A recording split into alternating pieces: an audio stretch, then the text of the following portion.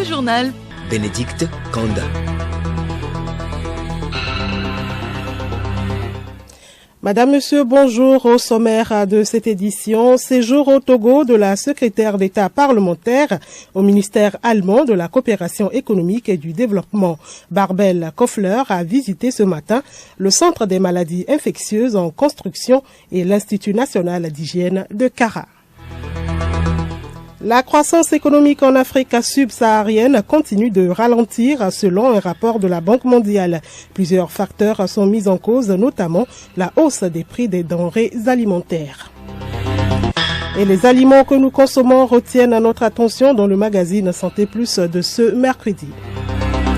En sport, la course à pied est à l'honneur ce 7 juin. Les avantages de cette activité sportive à découvrir dans la page des sports.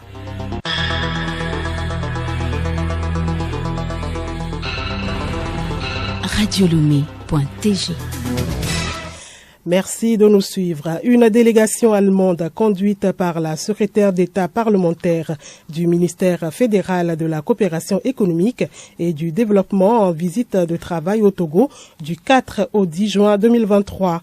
Elle s'est rendue ce matin à Ateda dans la région de la Kara où elle a visité le centre des maladies infectieuses en construction et l'Institut national d'hygiène, antenne de Kara, inauguré en février dernier. Les deux structures sanitaires sont cofinancées par l'Allemagne et le Togo.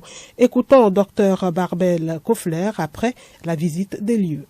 Je vois une construction qui est presque terminée. C'est très important pour nous et pour toute la délégation visiter les projets en place et comprendre quels sont les besoins de la population, quels sont les besoins de la communauté ici pour améliorer notre coopération germano-togolaise.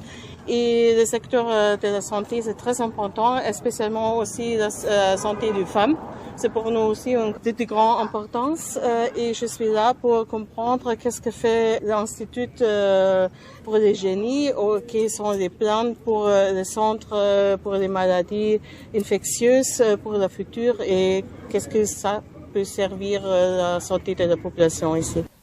La délégation était accompagnée par les autorités locales, le préfet de la COSA et le maire de la commune COSA 1 ainsi que le directeur régional de la santé.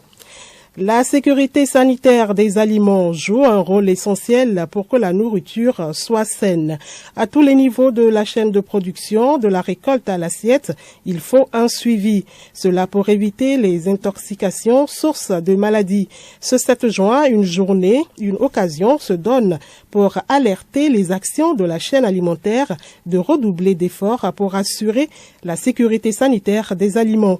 Les populations sont également invitées en cette journée à entretenir leurs aliments à consommer contre la poussière et toute bestiole. Planté Meyebinawe de l'association Qualité et Sécurité Aliments relève l'intérêt de protéger ces aliments. On a dans le monde entier 1 personne sur 10 qui tombe malade à cause d'une alimentation infectée. Et plus de 200 maladies sont d'origine alimentaire qui amènent des décès ou des maladies. Si plus de 200 maladies sont d'origine alimentaire, ça voudrait dire que le monde est assez atteint par la consommation d'aliments infectés. Nous devons protéger nos aliments contre la poussière afin d'éviter le risque que court l'aliment. En termes de risque, on peut parler de risques microbiologiques, de risques chimiques ou de risques physiques.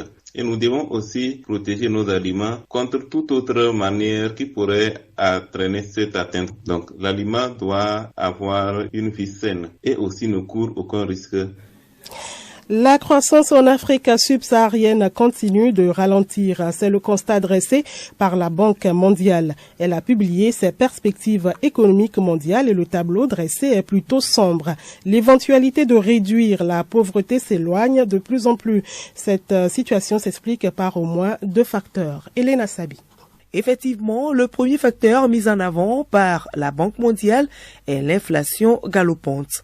Même si elle s'est atténuée, la hausse annuelle des prix des denrées alimentaires reste à 2 chiffres dans 70% des pays.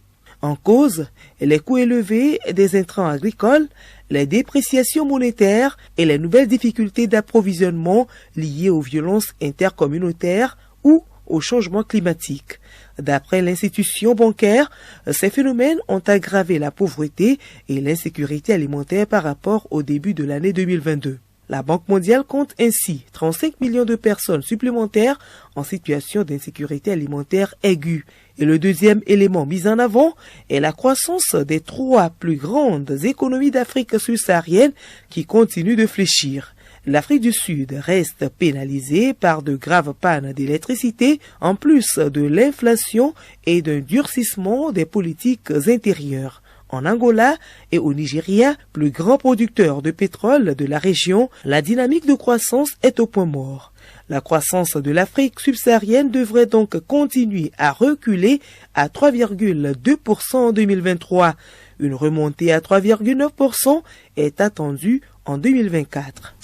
Elena Sabi et l'Afrique qui fait face à un autre problème, le changement climatique qui menace l'approvisionnement en eau et accroît la pression sur les masses d'eau. Inondations, sécheresse, acidification des océans, élévation du niveau des mers. L'impact du changement climatique sur l'eau fait appel à des mesures. Dr Komlan Sangbana, chargé des affaires juridiques au secrétariat de la Convention sur l'eau, nous en parle. Les changements climatiques aujourd'hui sont à la fois un défi mais aussi des opportunités. Nous avons tout un programme de travail au niveau de la Convention qui s'adresse en fait au comment les États peuvent renforcer en fait leur capacité en termes de développement de stratégies pour l'adaptation au changement climatique. Donc qui inclut aussi cette question de vulnérabilité et aussi tout ce qui concerne les politiques d'adaptation. Et aussi il y a une question qui est assez importante, c'est la question du financement parce que une fois qu'on a les plans qui sont en place, comment on arrive à financer. Et donc il y a tout un travail qui doit être fait. Et donc la Convention fait en fait ce cadre habilitant à la fin qui permet aux États de pouvoir se mobiliser en développant des stratégies qui sont en lien avec les grands principes et standards au niveau international en ce domaine. Donc nous allons travailler avec les autorités togolaises afin de nous assurer que les priorités qui concernent à la fois l'adaptation au changement climatique puissent être prises en compte sur ces bassins transfrontières. Transport illicite de migrants, trafic de stupéfiants, piraterie, criminalité, ces actes s'intensifient en mer. L'Afrique, continent de transit, reste très vulnérable. La situation inquiète les États. Si rien n'est fait, ces eaux vont devenir la propriété des groupes terroristes. Les détails avec Odette Pira. Le trafic de marchandises illicites, y compris la drogue, est un phénomène international. Son impact est dévastateur sur le développement social et économique ainsi que sur la santé publique. L'axe transatlantique qui s'étend de l'Amérique latine via les Caraïbes et l'Afrique de l'Ouest jusqu'à l'Europe constitue la voie principale pour ces flux illicites. Ce trafic inquiète car il est source d'instabilité et d'affaiblissement de la gouvernance. Aujourd'hui, les formations se multiplient pour faire face au phénomène. Dominique Boucas, directeur du projet SICOP 5, projet en cours d'exécution pour la sécurité en mer. On doit s'inquiéter, particulièrement pour l'Afrique. Pourquoi ? Le trafic, essentiellement trafic de cocaïne, au début était essentiellement dirigé vers les États-Unis. Il est maintenant transformé par un autre type de trafic, par d'autres types de substances, et le trafic de cocaïne va majoritairement vers l'Europe maintenant. Mais on a constaté depuis quelques années la recrudescence très importante d'un trafic au départ d'Amérique latine, le Brésil, le Guyana, le Suriname, qui sont des pays membres de SICOP, vers les côtes africaines. Soit pour un rebond vers l'Europe, soit pour s'implanter en Afrique. Il faut se rappeler que l'Afrique est un marché en devenir, l'Afrique est un continent qui se développe énormément, et donc là où il va y avoir de l'argent, là où il y a une population jeune, il y a un marché potentiel pour les trafiquants de drogue. Et j'ajoute aussi que le trafic au départ de l'Afrique, à destination de l'Amérique latine, est en augmentation également. L'Afrique perd environ 5 milliards de dollars par an à cause du trafic illicite. Au Togo, le gouvernement a créé depuis 2016 la cellule de renseignement maritime. Ben Larrey, chef de cabinet au Conseil pour la mer. Dans le souci de faire face à l'insécurité du secteur maritime, le président de la République du Togo a créé un cadre de la mise en œuvre de l'action de l'État en mer au Togo en mettant en place déjà en 2016 la cellule de renseignement maritime auprès de la préfecture maritime par l'arrêté numéro 2016-002 du 18 avril 2016. La mission dévolue à la cellule est de rassembler et d'évaluer les renseignements concernant les menaces contre la sûreté maritime. Cet arrêté est pris en application du code ISPS dont l'un des objectifs est de s'assurer que les renseignements liés à la sûreté maritime soient rassemblés et échangés de façon rapide et efficace aux échelles nationales, régionales et internationales. Le projet SICOP est l'un des outils et moyens utilisés par les acteurs pour lutter contre ce phénomène. Un autre sujet dans cette édition, les stations d'essence servent souvent de lieu de pause pour les conducteurs de taxi-moto. Elles sont encore nombreuses, ces personnes qui s'y abritent lorsqu'elles sont surprises par la pluie, comme en ce moment sur la capitale. Se servir d'une station d'essence comme lieu de refuge, quelle que soit la raison, comporte un énorme risque. Pourquoi il est fortement déconseillé de s'attroper dans un tel endroit? Élément de réponse dans ce magazine de Théo Akbonou et Edmond Sogba. Nous sommes au Carrefour Bodjonan dans la station d'essence Sanol. Ils sont nombreux à encombrer cette station pendant qu'il pleut. Parmi eux, Akbenyo Pierre, conducteur de taxi-moto, de taille élancée, casque sur la tête, dans son pullover noir, est assis sur son taxi-moto. Nous venons pour se réfugier de temps en temps ici. Cette attitude des usagers de la route n'est pas sans risque. Il n'est donc pas conseillé de se réfugier dans une station d'essence quand il pleut, mais Sankossi, superviseur des stations d'essence T-Oil Grand Séminaire. Pour préserver la vie de nous tous, sur une station d'essence, il n'est pas autorisé de rester pour 2 minutes même pendant qu'il pleut. Le danger, ça ne peut pas te prévenir que ça va arriver. S'il pleut, ils n'ont qu'à se cacher dans un hangar au niveau de la route ou quelque part. Des dispositions sont prises pour éviter les risques et protéger les clients. Retrouvons Messankossi. On les chasse, mais il dit que c'est ici qu'ils prennent carburant, qu'ils vont cacher pour un moment. Maintenant, le pompiste reste là-bas pour surveiller si quelqu'un peut prendre appel. Tout ça là, on veille à ça. C'est ça que nous faisons chez nous. Parce que ça s'est passé au nord. Lors du dépotage, il y a un monsieur qui a fait sortir son appareil pour prendre appel et le camion s'est enflammé. C'est pour cela qu'on a mis des dispositifs comme ça. Bien que les stations d'essence soient des lieux d'approvisionnement de carburant et de gaz butane, seuls les agents de ces stations peuvent avoir accès aux lieux quand il pleut. Également dans l'actualité au Sénégal, pendant que la capitale Dakar reprend vie avec la reprise progressive des activités, le pays ferme provisoirement ses consulats à l'étranger. Et en Guinée-Bissau, 3 jours après le vote pour les législatives, la communauté des pays de langue portugaise, l'Union africaine, la CEDEAO et l'Organisation internationale de la francophonie ont déclaré n'avoir relevé aucun incident majeur lors de cette élection. La Commission nationale des élections devrait proclamer les résultats provisoires aujourd'hui.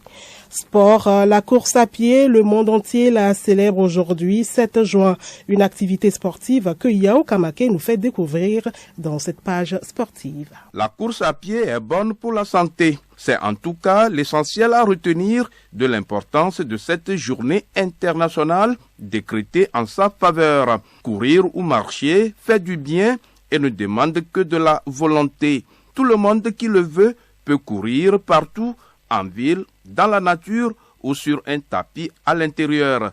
Et cela ne coûte pas cher. Il suffit d'une bonne paire de chaussures et le tour est joué.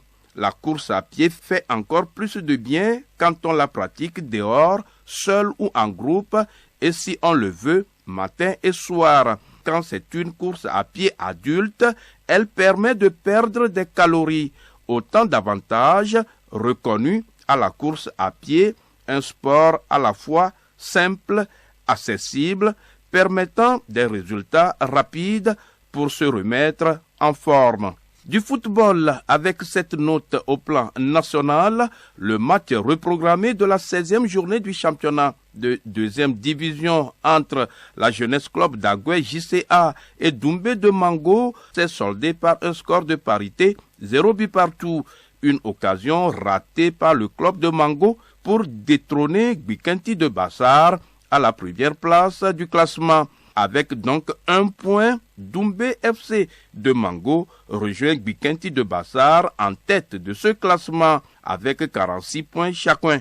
Le match a été rejoué suite à son interruption par l'envahissement de la pelouse par les supporters. Yao Kamake. Ce journal se poursuit avec l'information insolite. Une fois n'est pas coutume. Une Australienne porte plus de 5 kilos de vêtements pour ne pas payer les frais de bagages. Les faits se sont passés à l'aéroport de Melbourne. Avant son embarquement pour un vol vers Adélaïde, la jeune femme âgée de 19 ans s'est rendue compte que les bagages à main sont pesés. Cela ne fait pas son affaire puisque le sien avait un excédent de quelques kilos.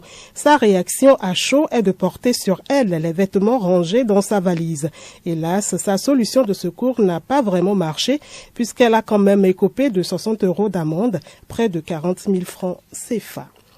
Le Togo pleure l'une de ses filles. Elles ont marqué l'histoire du pays. La doyenne des Nanabins, Madame Dédé Rose Gaméli Crépi, est décédée lundi dernier à l'âge de 88 ans. Elle fait partie de la dernière génération de ces femmes togolaises qui ont fait fortune dans la vente du pagne au Togo. Geneviève Cognon. Présidente de l'association des femmes revendeuses de Was, Dédé Rose Gaméli Crépi est connue sous le nom de Mama Crépi. Mama Crépi, qui a commencé le commerce avec la vente des perles, a avec le temps ajouté les tissus pagne hollandais fabriqués en Pays-Bas, un pagne très résistant. Ce commerce florissant, Rose Crépi et ses sœurs, une vingtaine, ont signé un contrat avec la société Vlisco African Company installée à Lomé en 1956. Elle achète les tissus pagne et distribue dans la sous-région et en Afrique centrale. Elles ont fait fortune et deviennent des femmes puissantes respectées du Togo. Ces femmes roulent en Mercedes-Benz, ce qui leur a valu le nom de Nana Benz. Cependant, ces femmes qui faisaient la pluie et le beau temps ont vu chuter leurs activités commerciales à cause de la dévaluation du franc CFA en 1994 et les incendies des marchés de Kara et de Lomé en 2013. Dédé Rose Gaméli Crépi reste l'une des icônes des femmes d'affaires togolaises. Femme de caractère, elle a participé à l'émancipation de la femme togolaise. Mama Crépi a joué un rôle important dans l'histoire de la vente des pagnoas au Togo. Elle fait la fierté du pays. Merci à vous Geneviève Pognon. Notre rédacteur en chef vient de nous rejoindre en studio à ce sujet. David Tchakbera, bonjour. Bénédicte, bonjour. Quand on dit Madame Crépi, on voit tout de suite les Nanabins. Elles ont été des figures emblématiques pour notre pays, le Togo. Oui, ces figures emblématiques, nous les avons connues de par le passé. Aujourd'hui, c'est difficile de parler des Nanabins et une des générations qui était encore là vient de nous quitter malheureusement, Madame Crépi, et nous pouvons rendre hommage à ces femmes Nanabins qui ont marqué l'histoire du Togo, qui ont laissé un nom, si nous pouvons le dire ainsi. Feu général Gnassingbé Eyadema a bien parlé de ces femmes-là qui, à un moment donné de l'histoire politique de notre pays, ont contribué à énormément rehausser l'éclat ou l'image de notre pays, le Togo. Nous allons justement écouter le feu président général Gnassingbé Eyadema qui leur rendait hommage à son époque.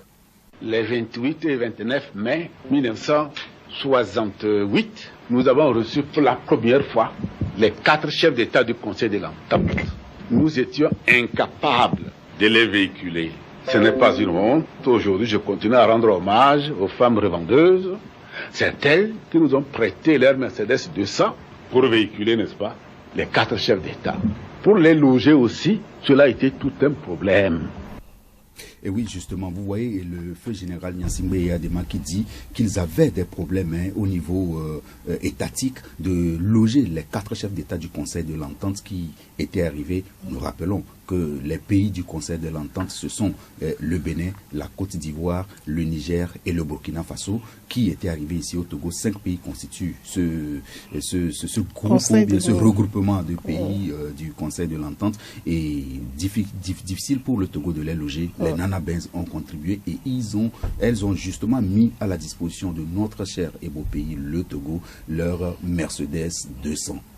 Je comprends que c'est la raison pour laquelle le nom Nanabins leur a été donné. Parce qu'à l'époque, justement, ces femmes-là qui avaient les ressources financières, comme on le dit, suffisantes, ont réussi à s'acquitter des Mercedes-Benz. Et comme ce n'était pas évident ou donné à tout le monde de rouler les Benz dans notre pays, le Togo ou en Afrique, et elles ont pris le nom comme cela, Nana Benz, parce que c'était des nanas qui roulaient en Benz, Bénédicte Kanda.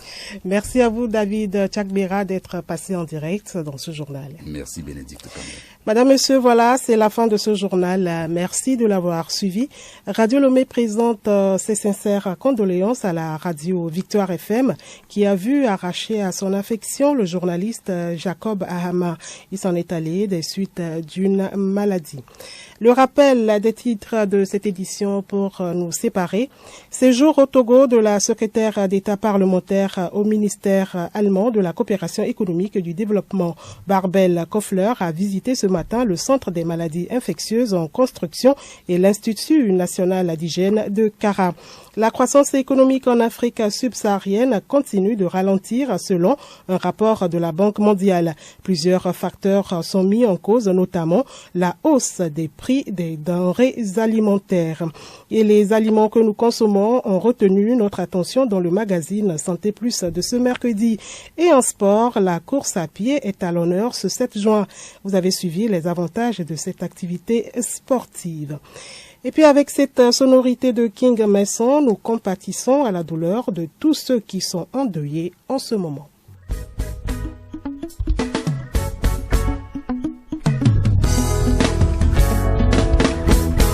Atigande kanenye nesi jae gome mi benado we jomu gloya neke woge mi Atigande kanenye tokusu wa gome mi benado we jomu gloya neke woge mi ekule mu bralo no vinyo be kule mu teore ekule mu teora mu Jesu le mu teore Ekule nu pleo, Davinho be kule nu pleo gloe, kule nu pleo ku Jesu le nu gloe.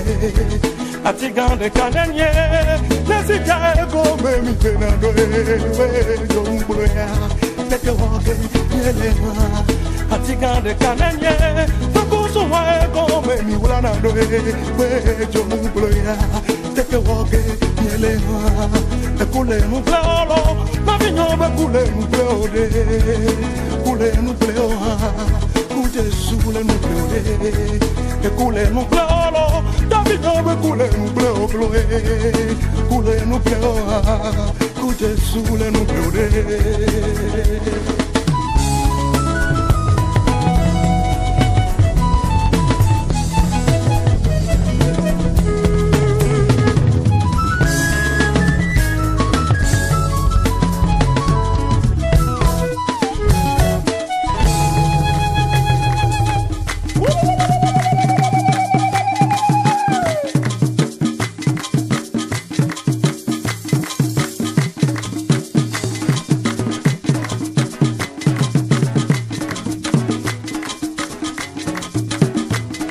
Atigande kanenye, nesi jae gome mi benado we jomu gloya, neke woge yele. Atigande kanenye, tokusu wa gome mi benado we jomu gloya, neke woge yele. Ode kale nyasilo, nenu tumya okwe honana nye we jojo ya, neke woge yele. Ode kale nyasilo, nenu tumya odiko mi kwanado we jojo ya, neke woge yele.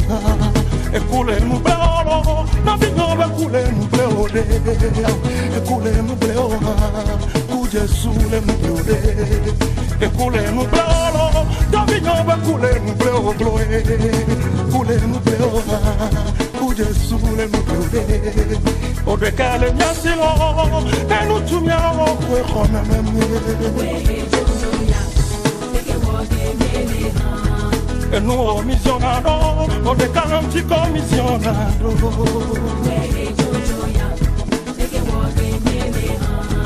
E nuovo mi banado, o de canti commissionato.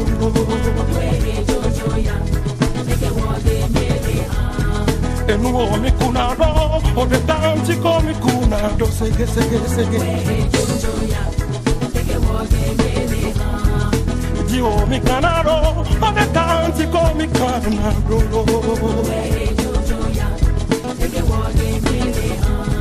eno mi banado o de tanti ko mi banado